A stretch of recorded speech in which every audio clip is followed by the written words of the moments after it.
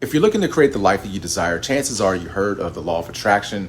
The problem is that there's so many different techniques and it can be incredibly confusing when it comes to this idea of the law of attraction, when in reality it's very simple. And so it's so much easier to just cut through the static and get to simply what works. And as you grow, you can perhaps experiment with different ideas, and ultimately it's just another tool in your arsenal. So if that's you and you're looking to create more success, abundance, prosperity in 2024 and beyond, I know we only have a few more months left, but we still have a few more months left in 2024. This video is for you. Before I stumbled upon this information in 2014, I struggled for many years with things such as money was up and down, in and out of relationships, sick all the time, and overall was just not a very happy person because I constantly lived in the future for things outside of myself to make me happy. So I grew up in the church, I have a Christian background, and one of the things that always bothered me with the faith is that it creates separation basically between you and God, and it creates this belief that God is out there in the sky somewhere, and all you have to do is pray, and hopefully God hears your prayers amongst the millions of prayers going on simultaneously, that he's going to come down and do something for me. And I would petition for better health, for a more fulfilled life, for solid relationships, and so on. But my prayers were just left up to chance. And, sometimes I would see amazing things happen, and, I would thank God in the sky. He hears me.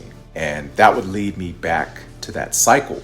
Now, I've always been a person that is into acquiring knowledge and, learning more about my faith and where it came from, and, even different perspectives so that I can learn how to defend myself, of course, and history. And so that led me down this rabbit hole of personal development. I discovered Tony Robbins, Jack Canfield, Earl Nightingale, Joseph Murphy, just to name a few.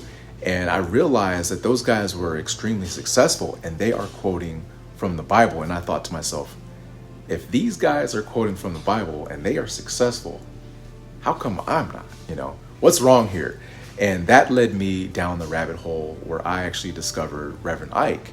And, he didn't quite fit in the church bubbles as well. And he started his own church in New York, teaching people to close that gap between themselves and God. And not only to believe in God, but to believe in yourself. Because how can you believe in a God in the sky to come down and do something for you if you can't even believe in yourself? So I admit, when I first heard of Rev Ike, I was shocked.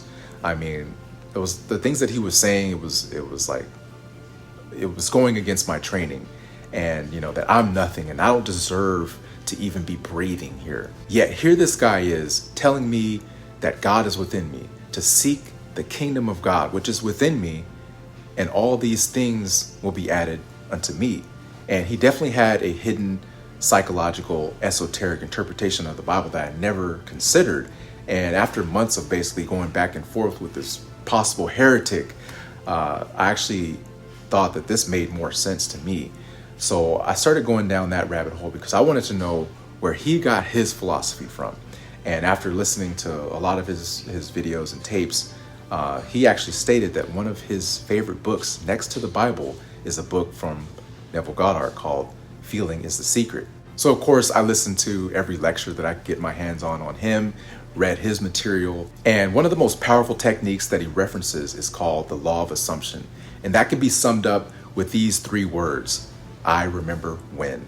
Now, this is an idea by assuming that your wishes are already fulfilled can bring your desires into reality. By vividly imagining and feeling yourself as already being or doing or having whatever you desire, that'll influence your subconscious mind to accept that as reality, which will influence your behaviors to create these circumstances in your life. Now, after a few years of applying this information, I started noticing some amazing changes in my life. I was more happy, more in the moment, would rarely get sick, even around sick people. I mean, because I assumed in my mind that health was a part of who I was, no matter what, and I didn't have to become ill to appreciate my health.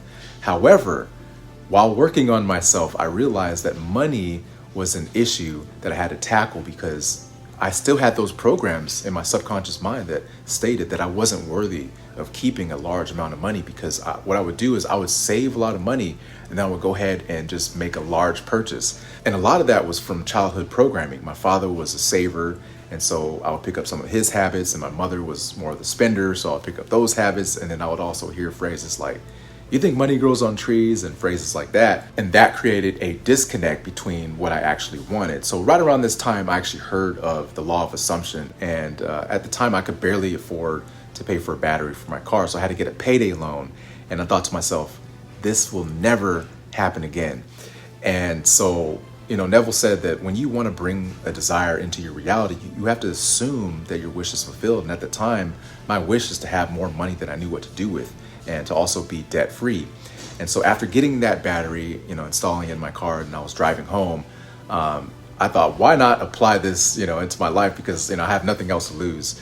So I was driving home, and I said, I remember when I couldn't afford to pay for a battery. And I just kept doing that. And what does that imply? It implies that in the present moment, I can afford to pay for it. And I kept saying that to myself in a positive, relaxed state. And then more opportunities started showing up in my life, more opportunities for overtime. I actually sold a painting, because I did paintings on the side, for $1,000. And I was able to sell a few other things to make some extra money. And looking back on it, I realized that I was in a position where I actually did have more money than I knew what to do with, and I was actually debt free. And so I was able to take that money and start planting seeds and start investing. So if you're looking to create more abundance, prosperity, happiness, and fulfillment in your life, then I would encourage you to use this powerful phrase, I remember when. I did that when I was renting a room and I desired more space. Now I'm living in my dream home. I did that when I was driving a bucket. Now I have the car that is perfect for my family. And I use this technique along with a process called creative visualization. And if you want to learn how to reprogram your subconscious mind for success, check out this video right here, and I'll see you in the next video.